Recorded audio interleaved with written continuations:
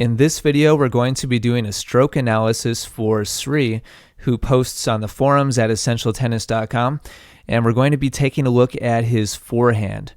And I'm going to be outlining 3 things that I feel that Sri is doing a really good job of with his forehand, and then I'm going to give him 3 suggestions for ways that he can improve this stroke. Let's go ahead and take a look at a couple of these to begin with to give you guys an idea of his level. All right, now, the 3 things that I feel that you're doing a good job of, Sri, are, first of all, you're doing a good job of rotating your core. And what I mean by that is, as you take your racket back and you turn your body to the side, you get yourself a full 90 degrees to the baseline. And we see here that you're making a right angle between yourself and the baseline with your shoulders. So you've done a good job of preparing your body. And I'm actually going to give you a way of improving this a little bit later. But in general, you're doing a good job here already. Now, as you swing forwards, and we're going to continue talking about that core rotation, you make a 90-degree turn to meet the ball. And then as you follow through, you continue rotating your body to again make a 90-degree perpendicular angle here between your shoulders and the baseline. So Sri has made a full 180-degree rotation with his body, and that's excellent. I want you to keep that up, Sri. And again, I'm going to give you a way to even improve that a little bit later. But that's a good thing that you're doing already. Number 2, I like your follow-through position with your racket. And the things that I typically tell students to look for in their follow-through are, first of all, I tell them to have a perpendicular racket face to the court as they follow through, and you've done a good job of that here. And I also ask them to point the butt cap of their racket out towards their target. And you've done a good job of that here. You've made a nice full follow through. You've pronated your forearm, so that your racket is perpendicular. And the bottom of your racket, you've followed through enough so that the butt cap is also facing out towards your target. So I like your finishing position there. Lastly, the third thing that I like about what you're doing, and it's very closely related to that follow-through position, is just your racket path in general. You're making a good upward swing towards the ball. And Sri told me that he has made the transition from more of a classic kind of forward drive forehand to more of a topspin shot. And you're doing a good job swinging upwards, Sri. So nice job with that as well. Now, 3 things for you to work on that will improve your forehand ground stroke. First of all, I think your initial turn could actually be even better. And you're not doing a bad job of this now at all. I complimented you on how you turn to the side to set up. However, what you'll see most professional players doing is leaving their opposite hand on the racket for pretty long into their backswing. And we'll see here, as you take your racket back, your hand detaches from your racket right here, and your hand stops moving backwards at the front edge of your body, at the right edge of your body, right here, is where your hand actually stops.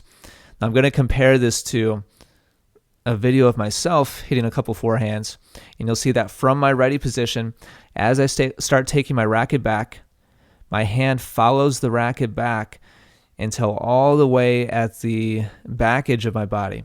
So you see my opposite hand here, and I'm left-handed. My right hand moves all the way back to be even with the back edge of my body, whereas your hand was even with the front edge of your body. And what that's done for me is it's turned me all the way so that my non-dominant shoulder is actually up against my chin. So I'm doing a little bit better job of rotating my core back, and I'm using my non-dominant hand a little bit more than you are. And we'll see here, back switching over to you, your hand stops at the front edge of your body, and the racket detaches quite a bit earlier. So that's something that I think could definitely help you improve your rotation as you take the racket back initially. Now, number 2 thing that I think could really help you improve here, and Sri said that as he has made the transition from more of a classic forehand to a more modern one, he's kind of given up hope in being able to hit a really heavy topspin forehand ground stroke. If you want to be able to do that, Sri, we need to change the path of your swing a little bit. And you've done a good job so far. But if you want to hit with more topspin, we've got to make a little bit more of a circular path with the racket. And let me show you what I mean by that. I want you to watch the tip of the frame of your racket, and you take your racket back very straight.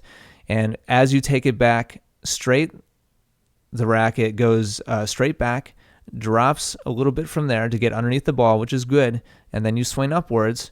None of these things are bad. You're doing an overall good job with that. However, if you want to hit with more topspin, I'm going to trace here with my marker more along the lines of what I'd like you to see. Currently, what you're doing is you're taking your racket back, then you're dropping down, and then you're swinging up and around. And again, that's not bad. It's been a good start for you. If you want to hit with some more topspin, I would suggest that you take the racket in more of an upward direction, then come around, and then back up again. I apologize for my not perfectly drawn diagram there, but you get the idea. And if you watch the path of your racket, take it back relatively straight, then it goes down, and then it comes up. Now I'm going to go back to mine again, and I want you to watch the path of my racket from my ready position. My racket goes up, then down, and then up again. And so I'm making a little bit more of a circular path. If you want to hit a heavy topspin forehand, I strongly suggest that you start to experiment a little bit with that. And I don't want you to overdo it and make a huge loop and bring the racket way up above your head.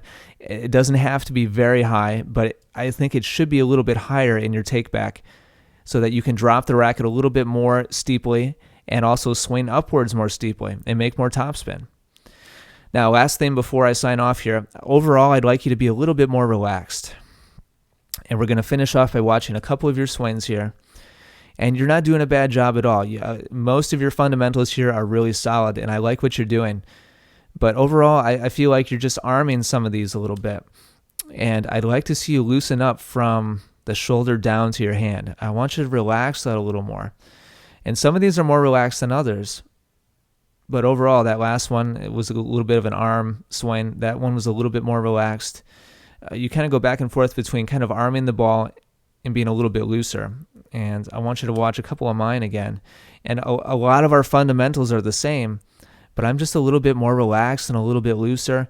And because of that, I'm creating more pace and more spin than you are, even though a lot of our fundamentals are the same. So I want you to concentrate on relaxing a little bit more and making a little bit more of a circular swing with your backswing, dropping your racket down a little bit lower to make a little bit more topspin.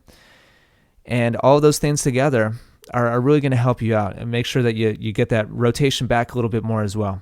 So Sri, thanks very much for sending in your video, and hopefully these things are helpful to you.